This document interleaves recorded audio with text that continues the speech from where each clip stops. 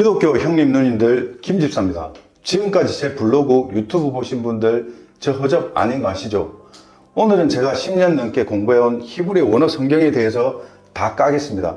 솔직히 오늘 내용은 신학대학 4년제에 나와도 모르는 내용인데 오늘 그냥 다 떠먹여 드리겠습니다. 지금까지 아무리 노력해도 진리를 못 깨달으셨죠? 당연하죠. 그럼 오늘 영상을 보면 조금 기분 나쁠 수 있는데 어차피 남의 이야기 못 듣는 사람들은 나가 주셔도 됩니다. 하지만 이거 내 얘기네 싶어서 열받는 형님들은 오늘 뭔가 가져가실 겁니다. 까놓고 말해서 나는 남들보다 두세 배는 열심히 성경 공부하는데 도무지 성경이 무슨 내용인지 모르겠고 인생 거지같이 안 풀리는 분들 많을 겁니다. 교회도 10년 다녔고 말씀도 읽었고 예배도 드렸고 봉사도 했는데 이상하게 인생은 계속 같은 자리에서 빙글빙글 도는 분들 많을 겁니다. 저도 10년 전에 그랬습니다. 진리는 도무지 모르겠고 돈 문제는 그대로고 인간관계도 그대로고 같은 죄책감 때문에 천불이 나시죠. 이유가 뭘까요? 믿음이 부족해서일까요? 아닙니다.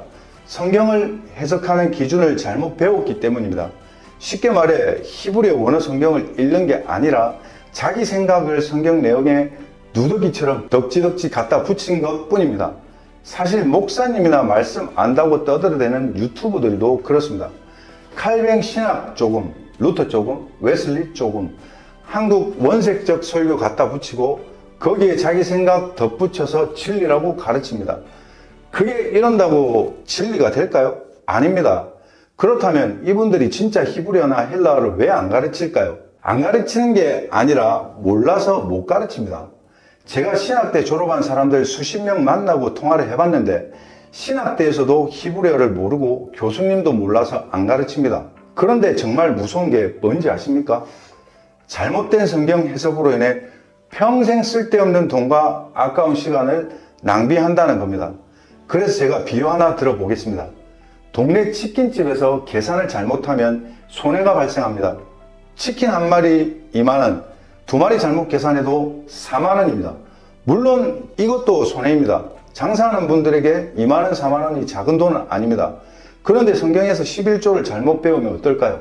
이건 치킨값의 문제가 아닙니다. 한 달에 30만원씩 20년이면 7,200만원이고 한 달에 50만원씩 20년이면 1억 2천만원입니다. 사업 잘 돼서 300만원씩 20년 내면 7억 2천만원입니다. 심한 경우 저는 몇십억 내는 분도 보았습니다. 이게 정말 위험한 겁니다. 히브리어를 모르면 그냥 뭐나 하나 모르는 줄 압니다. 절대 아닙니다. 11조 헌금 연보의 원래 흐름을 모르면 교회가 해석해주는 대로 믿게 되면 인생이 다 틀립니다. 안 내면 복 막힌다. 11조는 하나님의 것이다. 이 말을 10년, 20년 들으면 사람은 돈만 내는 게 아닙니다. 난 아닌데라고 하시는 분은 성경에도 없는 11조 아까워하지 말고 평생 내세요. 그러니까 이건 단순한 언어 공부가 아닙니다. 11조라는 단어 하나뿐이겠습니까? 우리가 잘못 쓰고 있는 단어가 수백 수천 개입니다. 때문에 히브리어를 모르면 큰 돈을 낭비하는 것은 물론이고 여러분의 귀한 시간까지 날려버립니다. 뜻을 모르면 양심이 묶이고 성경 구조를 모르면 평생 종교 시스템에 묶여 갈 수밖에 없습니다. 그래서 오늘 히브리어 원어 성경으로 그 착각을 벗겨 드릴 겁니다. 성경 공부해도 깨닫지 못하고 삶이 안 풀리는 사람들의 세 가지 공통점을 알려드리겠습니다. 그리고 히브리어 8단계 해석 방법도 공통점 안에 포함되어 있습니다. 자, 지금부터 시작하겠습니다. 첫 번째 공통점부터 알아보겠습니다. 성경은 국어책처럼 줄줄줄 읽지만 내용의 흐름을 보지 못하는 사람이 대부분입니다. 구절을 잘 외웁니다. 은혜로운 문장도 잘 외우죠. 그런데 그 말씀이 어떤 구조 안에서 나왔는지 전혀 모릅니다. 당연히 목사님도 모르니까 그거 주워 먹은 사람들은 다 모르는 거죠. 그 말씀이 앞뒤 문맥에서 무엇을 밀어내고 무엇을 세우는지 모릅니다. 그래서 결국 성경을 읽다가 자기의 감정으로 해석해 버립니다. 그런다고 성경이 해석될까요? 이제 창세기 1장 1절을 보겠습니다. 태초에 하나님이 천지를 창조하시니라. 우리가 너무 잘 아는 구절입니다. 그런데 대부분 여기서 하나님이 창조하셨대라고 끝납니다. 태초와 하나님 그리고 천지 창조 다 좋습니다. 그런데 히브리 원문을 보면 이 문장은 그렇게 간단하게 끝날 수 없습니다. 원문을 보겠습니다. 베레시트 바라 엘로임 에트 하샤마임 베트 하아레츠 이 문장은 단순히 옛날에 하나님이 우주를 만드셨다는 말이 아닙니다. 이 문장은 성경 전체를 관통하는 말입니다. 다시 말해 하나님이 시작 안에서 하늘과 땅, 위의 질서와 아래 질서, 그리고 보이지 않는 기준과 보이는 결과를 하나의 질서 안에 세우겠다는 명확한 선언입니다. 여기서부터 이미 핵심이 나옵니다. 하나님은 나누어진 것을 그냥 방치하지 않습니다. 하늘 따로, 땅 따로 두지 않습니다. 그리고 말씀 따로, 현실 따로 두지 않습니다. 또한 진리 따로, 삶 따로 두지 않습니다. 즉 하나님은 둘을 하나의 질서 안에 불렀다는 것입니다. 그런데 우리는 성경을 읽으면서도 계속 둘로 나눕니다. 그러니까 히브리어로 바리시고 바리새인은 항상 괴롭습니다. 교회 안에서 믿음 좋은 사람인데 현실에서 불안하고 세상이 지랄 같습니다. 입으로는 하나님 말하는데 선택은 언제나 돈의 노예로 삽니다. 말씀은 안다고 하는데 말 한마디에 인생이 꼬이고, 기도는 한다고 하는데 삶의 방향은 여전히 자기 감정대로 살아갑니다. 그러니 진리도 모르고 삶이 안 풀리는 겁니다. 이제 8단계로 창세기 1장을 보겠습니다. 첫 번째, 원문 확정입니다. 해석은 느낌으로 시작하면 절대 안 됩니다.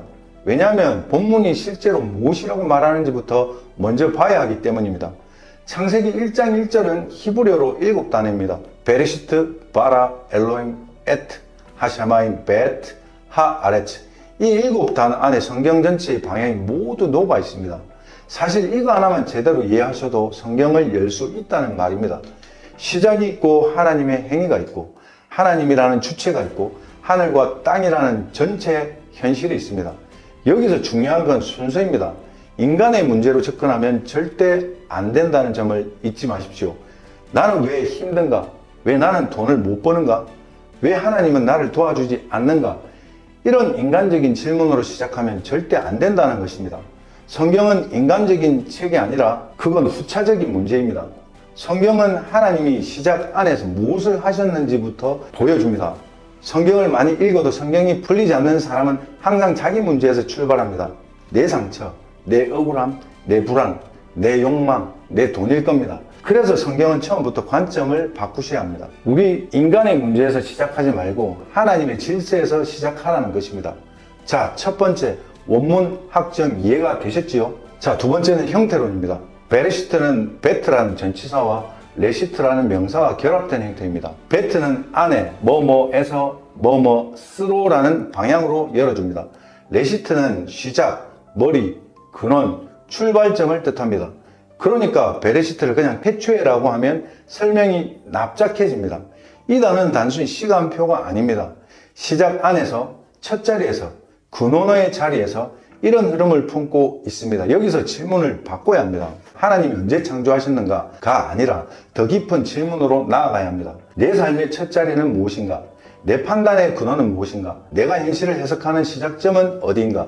사람은 자기 안의 첫 자리가 바뀌지 않으면 아무리 성경을 읽어도 똑같은 방식으로 해석할 수밖에 없습니다. 말씀을 읽어도 자기 상처로 해석하고, 현실을 봐도 자기 불안으로 해석하고, 사람을 봐도 자기 열등감으로 해석합니다. 이처럼 시작점이 잘못됐기 때문에 성경이 열리지 않는 겁니다. 그래서 베레시트는 도리어 우리들에게 묻습니다. 너희들의 시작은 어디냐? 진리의 말씀으로 시작하느냐? 내 감정으로 시작하느냐?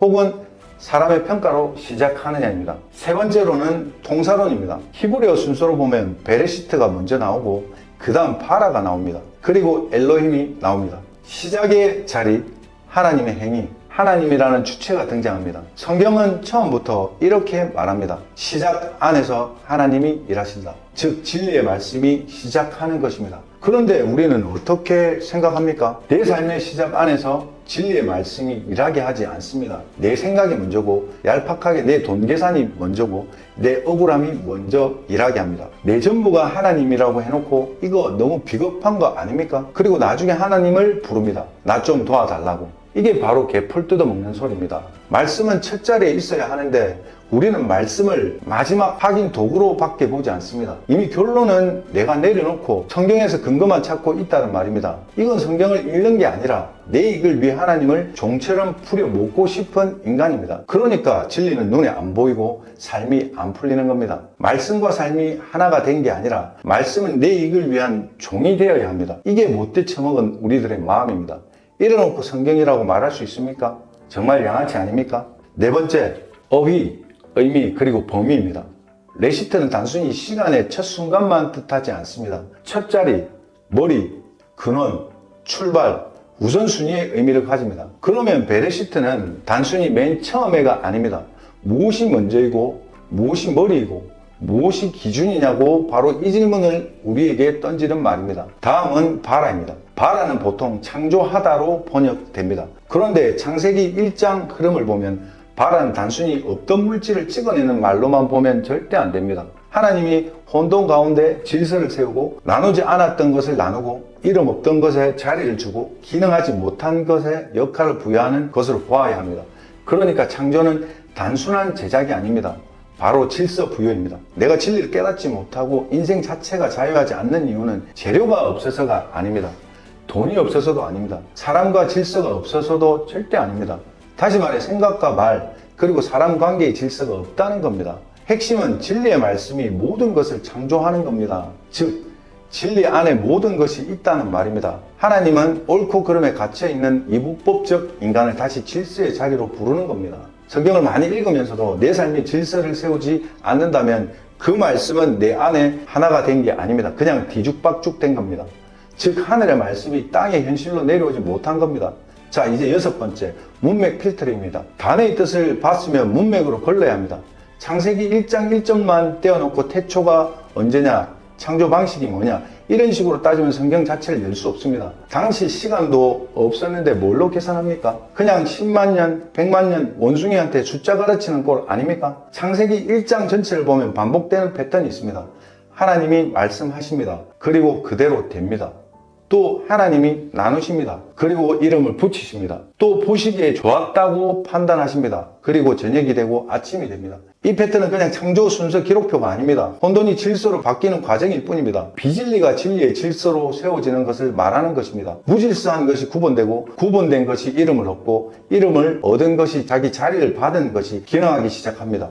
이게 문맥입니다. 그러니까 창세기 1장 1절은 시작 선언이고 그 뒤에 문맥은 그 선언이 어떻게 펼쳐지는지를 보여주는 것이지 몇천 년 전에 지구가 탄생했고 창조론이 어떻고 저떻고 이런 이야기 아닙니다. 하나님은 시작 안에서 하늘과 땅을 하나의 질서 안에 세우셨습니다. 왜 하나님은 변태도 아니고 왜 둘을 줘서 괴롭히고 다시 하나를 깨닫게 할까요? 당연히 보이는 비진리를 줘야 보이지 않는 진리를 깨닫는 패턴 아닙니까? 그래서 저는 개인적으로 하나님을 하변태라고 합니다. 다시 말해 하늘은 하늘대로 땅은 땅대로 따로 두지 않습니다. 위의 기준이 아래의 기준에 작동하게 한다는 말입니다. 이게 둘이 하나의 관점이 된다는 것입니다. 하늘의 질서가 땅에 나타나는 것이고 하나님의 기준이 현실의 선택이 되는 것이고 진리가 내 생각과 감정과 행동을 하나로 정렬시키는 것이고 이것이 성경이 말하는 복음이고 진리의 회복이자 삶의 회복입니다. 여섯 번째, 구조와 담화 분석입니다. 창세기 1장 1절에는 반복 구조가 있습니다. 하나님이 이르시되 그대로 되니라. 하나님이 보시기에 좋았더라. 저녁이 되고 아침이 되니 이 반복은 문학 장식용이 아닙니다. 말씀과 현실, 판단, 시간의 질서가 반복되는 구조입니다. 하나님의 말씀이 기준이 되고 현실은 그 기준에 따라 정렬이 되고 하나님은 그 상태를 보고 판단하시고 시간은 그 질서 안에서 흘러갑니다. 그런데 우리는 어떻습니까? 성경 말씀을 읽는데 현실은 정렬되지 않습니다. 은혜를 받았다고 하는데 은혜가 뭔지도 모르고 감정대로 삽니다. 그냥 대충 살아갑니다. 교회는 다니는데 진리와 삶의 질서는 하나도 세워지지 않습니다. 그리고 빛과 어둠이 구분되지 않습니다. 무엇보다 붙잡아야 할 진리와 버려야 할 감정이 구분되지도 않습니다. 그러니까 성경이 보이지 않는 겁니다. 솔직히 진리에 목숨 걸었다는 사람은 많이 봤지만 정말 깨닫고 싶은 사람은 적은 것 같습니다. 그렇다 보니 성경을 많이 읽어도 진리는 진리대로 알지 못하고 말씀을 읽어도 자기 삶을 살지 못합니다. 하나님은 첫 장부터 나누시는데 나는 아무것도 나누지 않습니다. 빛과 어둠을 나누지 않고 진리와 비진리를 나누지 않고 하나님의 기준과 내 욕망을 나누지 않습니다. 그러니 성경을 많이 읽어도 진리를 깨닫지 못하는 겁니다. 일곱 번째, 역사와 문화 배경입니다. 고대 근동 세계에서 창조 이야기는 단순히 물질이 어떻게 생겼는지를 설명하는 과학 교과서가 아닙니다. 왕이 혼돈을 제압하고 질서를 세우는 이야기와 연결됩니다. 그러니까 창세기 1장은 하나님이 진짜 왕이시며 온 세계가 진리의 질서 아래 태워진다는 선언입니다. 당시 사람들은 해와 달, 그리고 별과 바다, 짐승 같은 자연의 힘을 두려워했습니다. 그것들이 신처럼 여겨졌던 시대였습니다. 그런데 창세기는 말합니다. 아니다. 그것들은 신이 아니다. 하나님이 부르시고 나누시고 하나로 깨닫게 하십니다. 그리고 자유를 주셨습니다. 이 말은 오늘 우리에게 그대로 적용됩니다. 돈은 신이 아닙니다. 사람의 평가도 신이 아닙니다. 불안과 과거의 상처도 신이 아닙니다. 다시 말해 세상의 그것들은 내 삶을 지배할 왕이 아니라는 말입니다. 하나님의 질서 아래 제자리를 찾아야 할 것들일 뿐입니다. 하나님을 믿는다고 말하면서도 실제로는 돈이 왕이고 사람 눈치가 왕이고 불안이 왕이지 않습니까? 그러니 말씀이 들어와도 진리는 깨달을 수도 없고 삶이 정렬되지 않는 겁니다. 그렇기 때문에 하늘의 기준과 땅의 현실이 하나가 되지 못하는 겁니다. 마지막으로 8번째, 신학 도출입니다. 이제 마지막에 와서야 신학을 말해야 합니다. 처음부터 신학을 갖다 붙이면 지금처럼 기독교라는 종교가 됩니다. 하지만 성경은 종교를 준 적도 만들라고 한 적도 없습니다. 이 이야기는 다음에 설명하겠지만 성경은 기독교 책이 아닙니다. 때문에 처음부터 은혜로운 말로 가스라이팅하면 절대 안 됩니다. 원문과 형태, 그리고 문장, 의미, 문맥, 구조, 배경을 거친 뒤 제일 마지막에 신학이 나와야 한다는 말입니다. 창세기 1장 1절이 말하는 신학은 하나님은 시작 안에서 하늘과 땅을 하나의 질서 안에 세우셨다는 것입니다. 다시 말해 진리의 말씀 안에 모든 것을 정렬시켰다는 말입니다. 그래서 하나님은 혼돈을 방치하지 않으셨고 어둠을 그냥 두지 않으셨습니다. 그리고 하나님은 뒤섞인 것을 그대로 두지 않으셨습니다. 말씀으로 나누시고 이름을 붙이시고 자리를 정하시고 보시고 판단하시고 좋았다라고 하신 겁니다. 그러면 이 말씀을 읽는 사람도 자기를 봐야 합니다. 내 삶에 진리의 질서가 있는가? 내 믿음은 감정인가? 진리인가? 내 성경 읽기는 정말 수집용인가? 아니면 삶의 진리인가? 여기서 두 번째 공통점은 성경을 읽지만 자기 기준은 무너뜨리지 않는다는 겁니다. 어쩌면 이게 진짜 무서운 겁니다. 성경을 읽는 이유는 내가 배운 지식과 정보를 확인받기 위해서가 아닙니다. 성경을 읽는 이유는 내 안에 있던 잘못된 기준이 무너지기 위해서입니다. 그런데 많은 사람은 말씀 앞에 서 있는 게 아니라 말씀을 자기 장식용으로 끌고 옵니다. 그리고 성경에서 거기에 맞는 구절을 찾고 나는 깨달았다고 합니다. 이건 성경을 읽은 게 아니라 정말 지나가는 개가 웃을 일입니다. 이처럼 자기 생각에 성경을 갖다 붙이는 사람들은 히브리어를 배워도 정말 위험하다는 것입니다. 왜냐하면 지 맘대로 해석하기 때문입니다. 히브리어 원어 하나 알았다고 갑자기 모든 구절을 자기 마음대로 풀면 이게 성경이겠습니까? 그건 포장용 말씀이고 진짜 해석은 감동적인 말을 해서 사람을 울리는 말씀도 아닙니다. 때문에 틀린 해석을 제거하고 문법에 안 맞는 것을 제거하고 문맥에 안 맞는 것을 제거하고 구조에 안 맞는 것을 제거하고 본문이 말하지 않는 것을 제거해야 합니다. 그래야 진짜 남는 것이 보입니다. 세 번째 공통점은 성경을 지식으로 받지만 기준으로는 받지 않습니다. 어쩌면 이 차이가 아주 큽니다. 지식은 말할 때 드러나지만 기준은 선택의 순간에 드러납니다. 사람은 지식으로 인정받고 싶어 하지만 결국 삶을 가르는 것은 많이 아는 것이 아니라 혼자 있을 때도 나를 붙잡아주는 진리입니다. 창세기 1장 1절을 제대로 읽으면 우리는 하나님이 천지를 창조하셨다에 꼽히지 않습니다. 내 삶의 혼돈 속에도 진리의 말씀이 들어와야 합니다. 돈, 관계, 말씀까지 진리의 기준으로 정렬되지 않으면 성경을 많이 읽어도 삶은 계속 흐트러질 수밖에 없습니다. 그게 바로 지옥입니다. 그러면 오늘 영상의 결론은 뭘까요? 성경을 많이 읽었는데도 진리가 깨달아지지 않는 이유는 믿음이 부족해서가 아닙니다. 성경 말씀을 해석하는 기준이 잘못 세팅되어 있기 때문입니다. 본문을 보지 않고 단어만 받고 문맥을 보지 않고 목사의 말만 믿었습니다. 그리고 구절을 보지 않고 나에게 맞는 말만 찾았고 진리의 말씀을 세우지 않고 내 지식과 정보를 확인받으려고 했기 때문입니다. 이제 진짜 스스로 물어보아야 합니다. 당신의 성경 읽기는 어디에서 끊겨 있습니까? 성경이 안 풀리는 이유는 대부분 읽지 않아서가 아닙니다. 원문과 형태, 문장, 구조, 단어의 뜻, 문맥, 배경, 그리고 삶의 기준으로 이어지는 흐름 중에 어딘가가 끊겨 있기 때문입니다.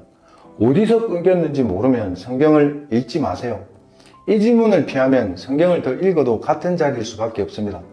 하지만 오늘의 영상을 정면으로 보면 달라질 겁니다. 성경이 어려운 게 아니라 우리가 읽는 방식이 달랐던 것입니다. 말씀에 힘이 없는 게 아니라 우리 안에 말씀을 받을 기준이 없었던 것입니다. 오늘부터 성경을 그냥 많이 읽으려 하지 마십시오. 성경은 많이 읽는 것보다 히브리어 원문을 해석해서 읽는 것이 먼저입니다.